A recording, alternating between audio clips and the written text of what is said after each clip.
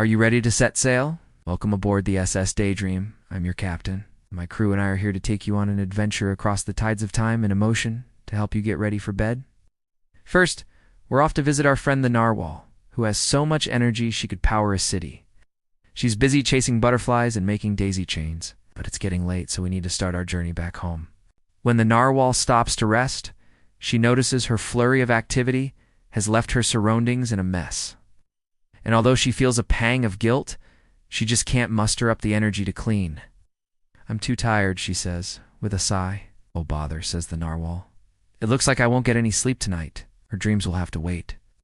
And with that, the narwhal curls up in her bed of seaweed and stares at the ceiling. She really wants to go to sleep, but her mind is racing. The SS Daydreams pulls up beside her, and I come out to say, "Ahoy there, narwhal. Ready to set sail?" The narwhal shakes her head sadly. "No, Captain, I'm just too wired. It's no use. I can't go to sleep." Then I ask, "Would you like me to stay and help you wind down?" "That would be wonderful," replies the narwhal. So I invite her to join me on deck, where the salty sea breeze will help calm her mind. We sit together in comfortable silence for a while, watching the stars appear one by one in the dark sky. Then I say, "You know, narwhal, sometimes when we're trying to sleep but can't, it helps to think about the things we're grateful for. Would you like to try?" "Okay," says the narwhal softly. "I'm ready." So I ask her, "What makes you happy?" "The butterflies," she says. "They make me happy." "Do you remember the first time you saw them fluttering around the beach?" I ask. "Of course," she says, smiling faintly. "We were playing tag, and you laughed so hard when I tickled you that a whole flock of butterflies flew right over us." The narwhal snuggles into her blanket, basking in the memory. "Thank you, Captain," she whispers. "This is nice, Deller. Thinking of happy memories can help calm our minds and bodies, making it easier to relax and drift off to sleep." The narwhal closes her eyes and takes a deep breath. "It is relaxing," she says with a yawn. "Thank you, Captain." She gives me a big hug before jumping into her cozy bed of seaweed. "Well, that was easy," she says with a sleepy smile. "Sweet dreams, narwhal," I reply. And with that, she drifts off to sleep. As the SS Daydream sets sail again, we head over to the Coral Reef Hotel to check in on our friends, the seahorse couple and their little baby. They've had a busy day playing hide-and-seek among the coral heads and are eager to wind down. As the sun dips below the horizon, they brush their teeth, change into their pajamas, and settle in for story time. Dad Seahorse begins to read from his favorite book, The Going to Bed Book by Sandra Boynton. This is a special treat for baby Seahorse, whose favorite part is when the hippos say goodnight to their toes. Giggling, baby Seahorse copies them, saying, "Good night toes, good night nose, good night eyes, good night skies."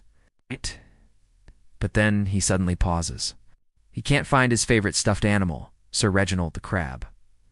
"Oh dear," says Mom Seahorse. "Something wrong?" "I can't find Sir Reginald," says baby Seahorse, his voice trembling. "Don't worry, sweetheart," says Dad Seahorse. "Let's look for him together." They search under the bed, behind the curtains, and even inside the aquarium, but Sir Reginald is nowhere to be found. "He's gone," says baby Seahorse, bursting into tears. "I'll never get to sleep without my Raggy." Then he flops onto his pillow, burying his face in his fins. Mom and Dad Seahorse comfort him, telling him how much they love him and how brave he was for going to sleep without his Raggy. Feeling their unconditional love enveloping him, baby Seahorse's tears slowly dry. "Will you sing me a song, Mama?" he asks.